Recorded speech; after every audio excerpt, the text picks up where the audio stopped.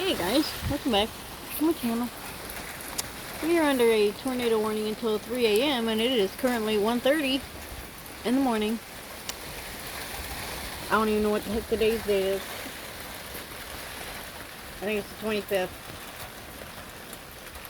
Yep, August 25th, 2023. Whew, that wind's strong. I am out here at the shop with the animals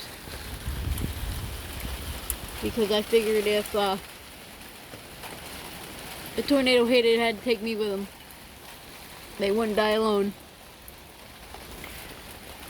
But on the other note, we got a big tree up the road in my neighbor's with live power wires down.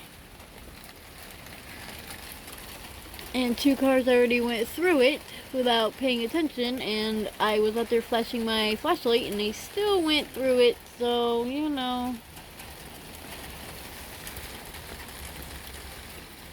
I don't know.